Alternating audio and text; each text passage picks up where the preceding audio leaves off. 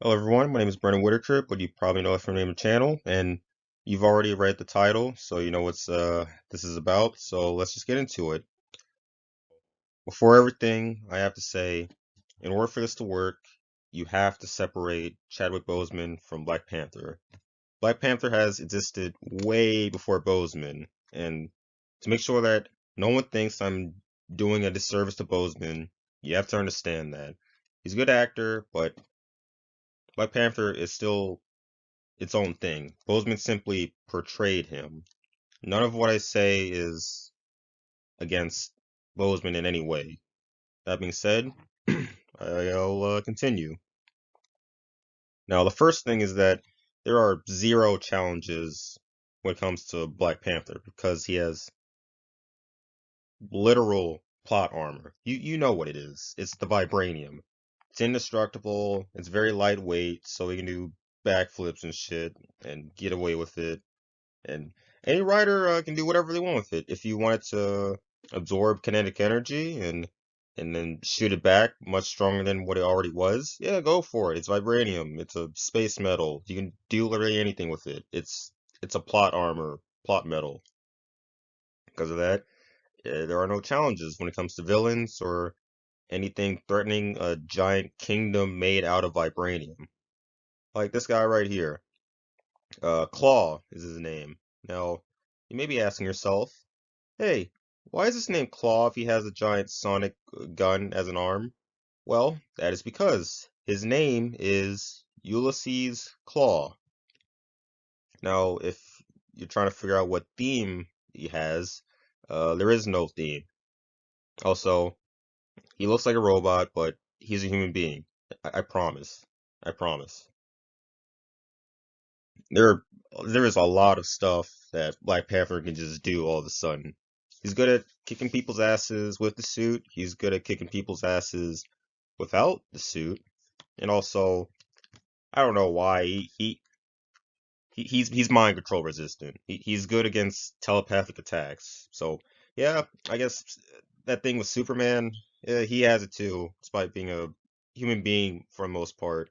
I don't know why he has it. There's no reason for him to have it, but he has it because it's Black Panther. He can go against anything, even non-physical manifestations of superpowered beings. It's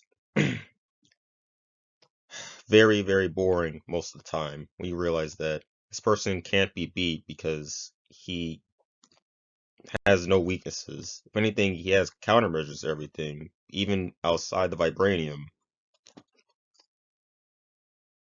Now, right here, this is an example that I personally read from the Infinity Saga. Now, that is Black Dwarf from Infinity War. He looks different because they changed him. I don't know why they changed him, but they just did. And he is fighting Black Panther, just like in Infinity War. Now here, he is much bigger than Black Panther, definitely much stronger, but guess what? He loses. Black Panther beats him in the fight, and the only thing we get out of it is, oh, I think I broke my hand. That's it. He thinks he broke his hand after fighting this giant alien behemoth that can punch holes in the ground with his bare hands.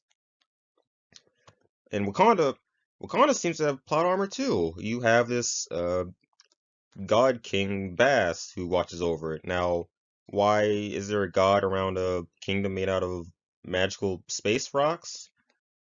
I don't know. Hey, writers can do whatever they want. Black Panther can't be beat. He can't be beat, and he can't be beat. That's the thing is that he's not relatable or engaging at all. I mean, he's basically the perfect man. He's set. He has this kingdom. No one knows about this kingdom, so people can't invade it. Also, he has a superpower wife. It's very stoic, and you ask yourself, wow, where's relatability? Even with Superman, you get that he's sort of an immigrant, so he's alien around people, but Black Panther, no, he's a king and he's also rich and he can do anything he wants. Like, can anyone tell me his personality outside of being stoic? The answer is no, because he has none. And I actually have a theory for that. I believe that when it comes to Black Panther, you can't give him faults, and that is because of a special crowd out there who will call you racist if you give him some sort of mistake. If you ruin this perfect image that people have, you'll get called out for it and say, "Oh, you did that because you don't like black people." Because again, Black Panther is the first black superhero, so he has to be pristine. He has to be perfect all the time. You can't create conflict because we think that reflects black people in real life, even though no, this is a fictional character. He's a guy wearing a cat mask. Sitting on a cat throne with magical space metal around his kingdom. Now, if we did a comparison with, say, Aquaman, Aquaman is also a king of his own mystical kingdom that not that many people know about. And with him, he has weaknesses, he has faults, and he's even lost to a lot of people, mainly Superman. A single man beat his kingdom at one point. And, you know, it's a little bit basic, but people have found ways to give him obstacles. Say, what if he wasn't in water? Oh, wait, even better. What if he was in the complete opposite of water? See, that's making obstacles. Aquaman has done a better job being a sort of character with challenges than Black Panther, solely because you've given him a weakness. You've actually given him a challenge. You've made him step out of the shoes of a king. Not with Black Panther though, no, because he must be this thing all the time. There's no conflict ever. You know, just like in Infinity, there's this conflict where Wakanda fights Atlantis. I think they did with Black Panther too. I never watched it, but I know they did. But guess what? Nope, he kicks Atlantis' ass in Infinity, just like that. So much so that Atlantis is just broken, and Namor sells his soul to Thanos or whatever. There is no conflict anywhere at all, you know. And I'm gonna say this right now. Black Panther, he has a lot of parallels when it comes to Steven Seagal. It's sort of this thing where in a contract he can't be hurt. He always has to look badass, and also even when there's a minor setback, he has to look badass while having it. When I mean setback, I mean, oh, someone managed to get him, or he just accidentally did something. He can't look embarrassing because that ruins the image of him. So there are a lot of parallels between him and Seagal. If you know who Seagal is, you know what I'm talking about. You know, he has Code of Honor, Sniper Special Ops, General Commander, just a bunch of them where he cannot be beat because that is not in the contract. I'm sorry, it is in the contract. Now, to next, I know people are gonna hate on this, but it's most likely true. Black Panther is probably a ripoff of Batman. I mean, if you see this first issue, he's got the cape, he's got the Batman-like mask, he even has a sort of utility belt in the beginning, and I'm just gonna say it right now again, they covered his face on purpose. I think the reason why he has this mask now is because you're not supposed to see that he's black. It's a lot of speculation. I'm not the only one, and even today, we're seeing it. We're seeing it with China. For some reason, this mask is just used to cover his face. But even with this, he's seen as this image of perfection. When, hey, why is this? Why is he this image of perfection if you can't even see his face?